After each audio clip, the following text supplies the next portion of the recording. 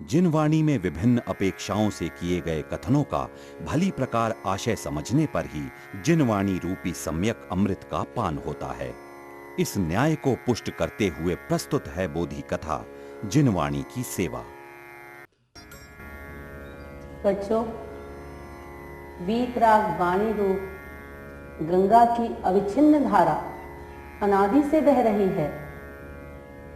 वर्तमान में यहाँ तीर्थ धाम मंगलायतन में पूज्य गुरुदेव श्री कांजी स्वामी के प्रताप से बह रही है और अनंत काल तक बहती रहेगी। ये जिनवाणी त्रिकाल जयवंत है। ये जिनवाणी आत्मा के स्वभाव की, आत्मा के धर्म की कहानी कहती है। बच्चों, ये जिनवाणी सर्व पदार्थों के समूह रूप विश्व को साक्षात जानने वाले केवली भगवान द्वारा प्रणीत है। केवली भगवान के निकटवर्ती साक्षात सुनने वाले और स्वयं अनुभव करने वाले गणधर देवों द्वारा कथित है, अतः प्रमाणिक है।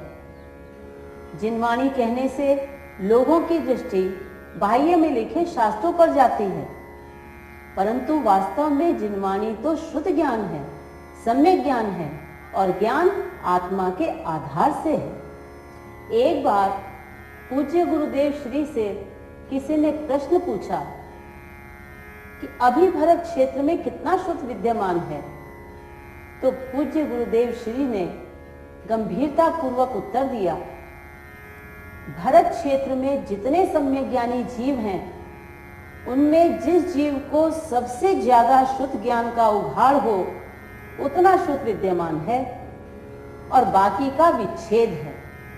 क्योंकि भले ही शास्त्रों में शब्द लिखे हुए हों, परंतु उनका आशय समझने वाले जीव ना हो तो विच्छेद रूप ही है। आज द्वादशांग के ज्ञाता तो है नहीं, किंतु पूर्ण रूप से एक अंग के ज्ञाता भी नहीं है। फिर भी अपने पास शुद्ध का जो छोटे से छोटा अंश विद्यमान है, वह सर्वज्ञ भगवान से अविच्छिन्न रूप से आया हुआ होने से उसकी एक बूंद मात्र भी सागर के समान है। वीतरागी अमृत भले ही थोड़ा हो तो भी महान फल देता है। बच्चों, आज से लगभग 2000 वर्ष पूर्व यहाँ भरत क्षेत्र में महासमर्थ आचार्य श्री कुंदकुंद देव हुए हैं, जो महाविदेह क्षेत्र में भगवान सिमंदर स्वामी के समूह शरण में गए, 8 दिन वहां रहे और भगवान की साक्षात वाणी सुनकर यहाँ भरत क्षेत्र में आए और यहाँ आकर श्री समय सार आदि परम अध्यात्म शास्त्रों की रचना की, जिसमें सर्वज्ञ प्रभु की वाणी का रहस्य समाहित कर दिया। अपूर्व जिनवाणी की प्रतिष्ठा द्वारा द्वादशांग का विरह भुला दिया, शास्त्रों में स्वानुभूति का अगाध वैभव भर दिया। श्रीमद् राजचंद्र कहते हैं, शास्त्रों में तो मार्ग कहा है, परंतु उसका मर्म तो ज्ञानी के पास है। ज्ञानी के समागम में शास्त्रों का मर्म समझकर निज आत्मा की अनुभूति करने वाले के आत्मा में शुद्ध ज्ञान यानी जिनवाणी जीवित रहती है। पूज्य गुरुदेव श्री कांजी स्वामी ने अपनी साधना भूमि स्वर्णपुरी सोनगढ़ में रहते हुए 45 वर्षों तक जीवों को तत्व का उपदेश देकर संसार के नाश का जो मार्ग बताया, वह कोई नया मार्ग नहीं है, नया सत्य नहीं है, वह तो अनादि अनंत सत्य है। त्रिकालवर्ती विश्व को परिपूर्ण रूप से स्पष्ट एक साथ जानने वाले केवली प्रभु की दिव्य ध्वनि में वही सत्य आया है। केवलियों के निकट सुनने वाले गणधरों ने वही सत्य बताया है। कुंदकुंद आचार्य ने वही सत्य बताया है। तो फिर पूज्य गुरुदेव ने नया क्या किया? जो 20वीं सदी के सबसे चर्चित आध्यात्मिक महापुरुष कहलाए, उन्होंने कुछ नया नहीं किया, मात्र जो अनादि अनंत सत्य है उस सत्य को समझने का तरीका बतलाया। आज साक्षात केवली का विरह है। बच्चों, सच्चे भावलिंगी संत मुनिराज भी कहीं नहीं दिखते, तो जिनवाणी का मर्म समझाए कौन? सत्य लुप्त था, उस लुप्त सत्य को पूज्य गुरुदेव ने उजागर किया। क्योंकि बच्चों, समय सार आदि अध्यात्म शास्त्रों को पढ़ना कोई बच्चों का खेल नहीं है। गुरुगम से ही शास्त्र पढ़ने चाहिए।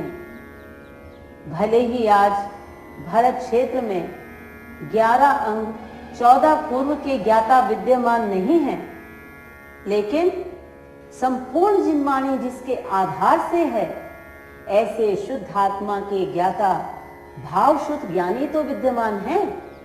उनके समागम में ही शास्त्र पढ़ना चाहिए, क्योंकि शास्त्रों में तो व्यवहार के निमित्त के कथन भरे पड़े हैं।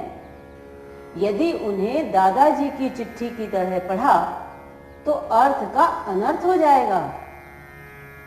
आप सोचते होंगे बच्चों कि शास्त्र में दादाजी की चिट्ठी कहां से आ गई? तो सुनो, एक स्त्री का पति व्यापार के लिए परदेश चला गया। नई नई शादी हुई थी, महीनों बीत गए, कोई खबर नहीं आई। तो वो स्त्री बहुत दुखी रहती, किसी से बेचारी कुछ कह भी नहीं सकती थी। एक दिन अपनी सखी से अपना दुख कहने लगी और दादाजी ने सुन लिया। क्या बात है सखी, आज बहुत उदास लग रही हो? क्या कहूँ बहन, आज तो किसी भी काम में जी नहीं लग रहा है। ये परदेश क्या गए, मुझे भूल ही गए हैं। किसी से कह भी तो नहीं सकती बहन।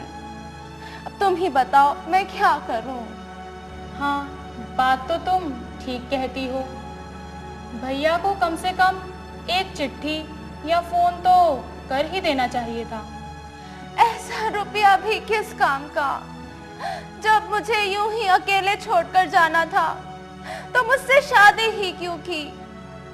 ब्याहता होते हुए भी, मांग में सिंदूर होते हुए भी, पति के रहते हुए भी मैं तो विधवा ही हो गई हूँ। क्या कहती है बहू, मैं विधवा हो गई? देखा, मेरा पोता तो परदेश ऐसे गया कि बेचारी बहू को ही भूल गया।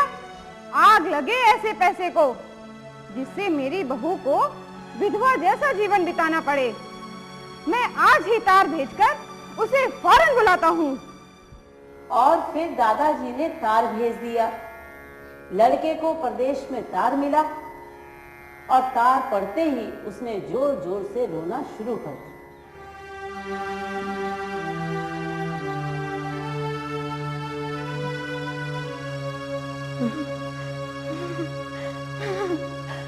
हाय हाय, मैं बर्बाद हो गया, मैं बर्बाद हो गया।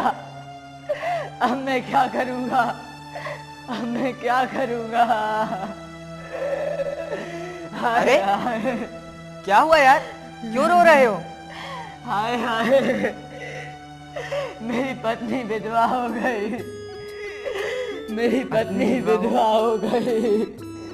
अरे ये कैसे हो सकता है? अरे ऐसा ही हुआ है मित्र रे, मेरी पत्नी तो विधवा हो गई। अरे क्या पागलपन है ये? सोचो तो जरा, तुम्हारे जिंदा रहते तुम्हारी पत्नी विधवा कैसे हो सकती है? अरे ये तो मैं भी जानता हूँ, पर दादाजी का तार आया है, मैं इसे झूठा कैसे मानूं? हाय, मेरी पत्नी तो विधवा हो गई। हाय। अरे पागल, रोना धोना बंद कर। दादाजी का तार आया है, उसका आशय समझ। दादाजी कहना चाहते हैं कि तेरी पत्नी तुझे दिन रात याद करती है और ये तार तुझे विदेश से वापस बुलवाने के लिए भेजा है। ओह, तो मेरी पत्नी विधवा नहीं हुई है, वो मुझे दिन रात याद करती है और मैं परदेश में उसे भूल बैठा हूँ। मैं आज ही जाने की तैयारी करता हूँ। देखा बच्चों, सिर्फ शब्दों को पकड़ने से ऐसी ही मूर्खता होती है जैसे हाथी के दांत दिखने के जुदा हैं और खाने चबाने के जुदा हैं, उसी प्रकार शास्त्रों में जिनवाणी में निमित्त के व्यवहार के कथन भरे पड़े हैं। वे सब हाथी के बाहर के दांतों के समान समझना। भीतर का यथार्थ आशय तो सम्यक ज्ञानी जीव ही समझा सकते हैं। सम्यक ज्ञानी जीव ही जिनवाणी की साक्षात मूर्ति हैं। सम्यक ज्ञानी पुरुष पूज्य गुरुदेव श्री कांजी स्वामी की कृपा से आज भी सत्य शुद्ध जिनवाणी जीवित है। मोक्ष की साधक शुद्धात्म अनुभूति रूप ज्ञान आज भी जीवित है, आज भी विद्यमान है, आज भी मोक्ष मार्गी हुआ जा सकता है। बच्चों, आज भी अपने को ज्ञानी संतों से, पूज्य गुरुदेव श्री कांजी स्वामी की कृपा से जिनवाणी का रहस्य प्राप्त हो रहा है। ये हमारा सौभाग्य है। जिनवाणी की उपासना द्वारा निज आत्मा की पहचान करके मोक्ष मार्ग प्रकट करने में ही इस मनुष्य पर्याय की सार्थकता है। आत्महितकारी जिनवाणी सदा जयवंत रहकर जगत का कल्याण करे। इसी मंगल भावना के साथ बोलो वीतराग वाणी की जय हो। वीतराग वाणी की जय हो।